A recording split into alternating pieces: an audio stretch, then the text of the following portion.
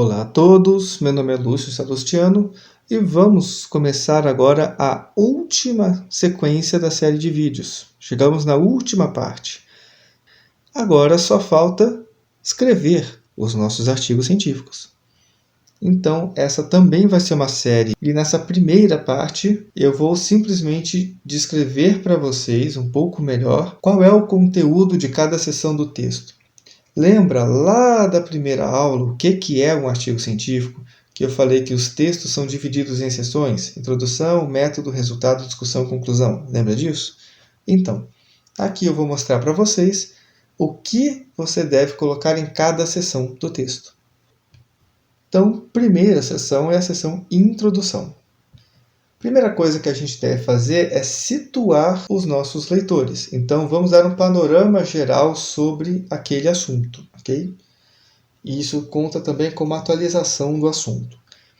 Nós também devemos mostrar qual é a pergunta que o nosso estudo se propõe a responder. Lembra quando eu falei lá do método científico, que com base numa pergunta nós devemos gerar uma hipótese? A hipótese é a forma como nós achamos que aquela pergunta pode ser bem respondida. Mas, de qualquer jeito, o que eu quero é responder aquela pergunta.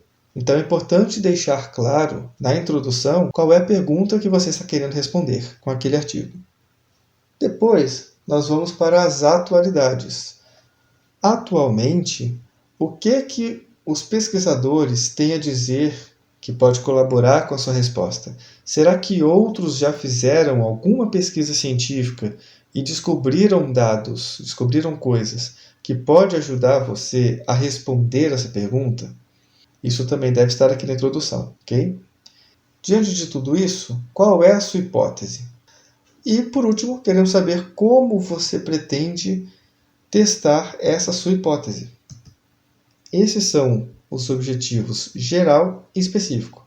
O objetivo geral é o que você precisa saber para responder à sua hipótese, para testar a sua hipótese. E os objetivos específicos é cada um dos dados que você precisa obter para chegar no seu objetivo geral. Então, é um desmembramento do objetivo geral. E a próxima seção é a seção de métodos. Aqui vai uma descrição detalhada dos materiais utilizados e do protocolo seguido no seu experimento. Então, como eu já disse anteriormente, lá na primeira aula, a seção de métodos nada mais é do que uma descrição pormenorizada do seu experimento. Então, todos os protocolos que você utilizou devem estar aqui, tá? Os materiais que você utilizou devem estar aqui. E quando eu digo pormenorizada, é pormenorizada mesmo.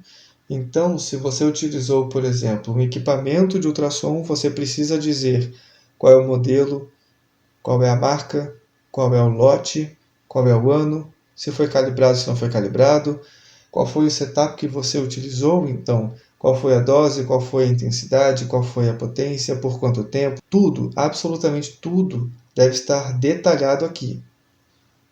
É interessante, em alguns casos isso se faz necessário, que se você tiver alguma imagem que demonstre o seu arranjo experimental ou algum esquema da sua metodologia, eles são muito bem-vindos porque eles vão fazer o seu leitor entender muito mais fácil como você fez.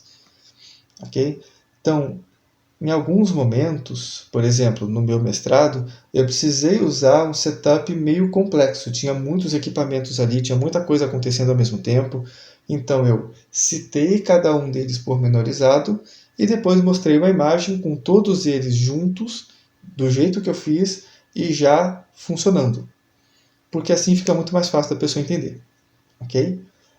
Se a sua metodologia, segue um protocolo, coloque esse protocolo, de preferência em forma de fluxograma. Caso tenha sido aplicado algum questionário, nós da saúde fazemos bastante isso, o questionário deve ser citado na seção de métodos, é só uma citação mesmo. Então, você vai dizer, eu utilizei este questionário que visa identificar tal coisa. E aí, a interpretação deste questionário, bem como o questionário em si completo, deve estar fora do texto na seção de anexos. Mas aqui na seção metodologia você deve citá-lo, ok?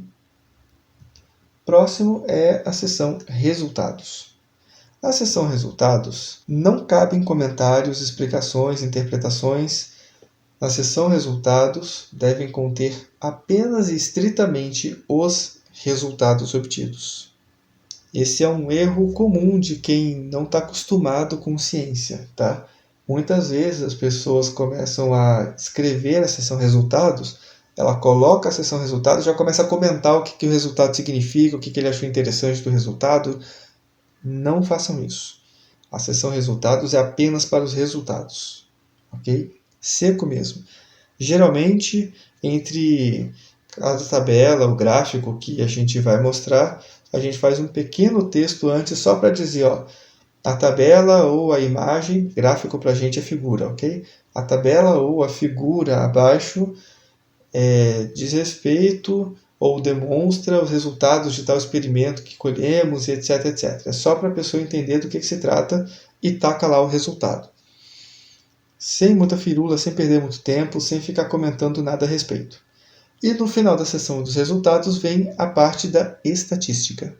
Então, nós primeiro mostramos os dados e depois que mostramos os dados, nós vamos fazer a estatística daqueles dados. Vamos mostrar também na sessão resultados. A penúltima sessão do texto é a sessão discussão. Na sessão discussão, agora sim, todos os comentários, as explicações, as interpretações, cruzamento de dados e qualquer outra coisa que tenha a ver com a análise dos resultados que você coletou, incluindo as implicações desses resultados, devem estar aqui, na seção discussão. Os eventos que influenciaram o experimento ou os resultados do seu experimento também devem constar aqui. Então, muitas vezes, há variação entre uma primeira medição e uma segunda medição, porque existe algum fator que influenciou nisso. Esses fatores, qualquer coisa que pode ter influenciado o resultado do seu experimento, precisa estar aqui na discussão. Okay? É importante também comparar os resultados que você obteve com os resultados que os outros artigos mostram. E aí você comenta se eles corroboram com o outro, né, se eles vão na mesma linha, se faz sentido, ou se eles vão em linhas diferentes. Muitas vezes você encontrou um resultado e os outros autores encontraram resultados bem diferentes. Caso isso aconteça, tente entender e mostrar para o leitor por que pode ter acontecido. Muitas vezes é uma questão ambiental que é diferente. Muitas vezes porque os equipamentos utilizados foram diferentes. Tá? Muitas vezes porque foi um local diferente, em países diferentes. E isso não tem só a ver com o clima, com a cultura, isso também pode ter muito a ver com a genética e com a epidemiologia daquele local. Tá? A cultura pode influenciar bastante quando a gente fala de países diferentes. A cultura pode influenciar bastante porque a cultura vai influenciar nos hábitos do dia a dia. A cultura vai influenciar no psicossomático da pessoa. A cultura faz com que pessoas diferentes enxerguem a mesma coisa de maneiras diferentes, certo? Então eles vão ter emoções e vão reagir de maneiras diferentes. Eles vão se alimentar de maneiras diferentes, vão ter hábitos diferentes, vão ter genéticas diferentes, conceitos diferentes. Essas coisas podem explicar, dependendo do que você esteja estudando, por que um autor conseguiu um resultado e você teve um resultado bem diferente. Muitas vezes é simplesmente porque está num país diferente. Okay? E a última sessão é a sessão conclusão. Na sessão conclusão, nós devemos finalizar o artigo com a direção que os resultados parecem apontar. Mais importante, não se esqueçam de responder a pergunta inicial, ok?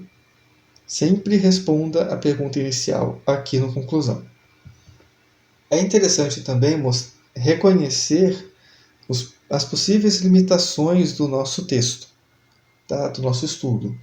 Então, por exemplo, várias vezes eu li artigos científicos onde uma limitação do estudo era um N baixo.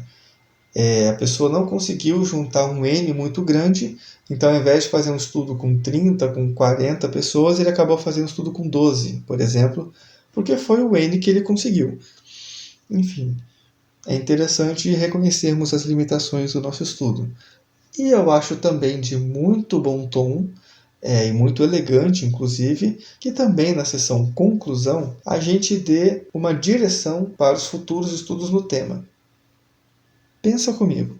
Se alguém está lendo o seu artigo, é sinal de que ele está querendo alguma informação a respeito daquele assunto que você está tratando.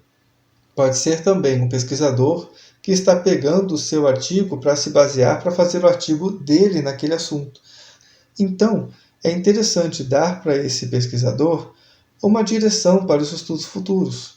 Então, se os textos que você leu, os artigos que você leu, todos eles não falam ou falam vagamente de determinado aspecto que pode influenciar naquilo que você está estudando, e você também não estudou aquilo, você pode colocar, olha, seria interessante que estudos futuros estudem determinado aspecto, pois parece que pode ter relação, e etc, etc. Você está dando uma direção para um futuro estudo. Então, para o pesquisador, isso daqui é muito importante, é muito interessante. Esse pode ser o pontapé de um novo estudo, que vai dar continuidade para aquele trabalho que você já está fazendo, ok? E vai acabar complementando também o assunto que você está tratando. Isso só vai enriquecendo a ciência. Então, meus caros, por esse vídeo é isso. Fiquem todos com Deus. Espero ter ajudado vocês. E bora pegar o DO.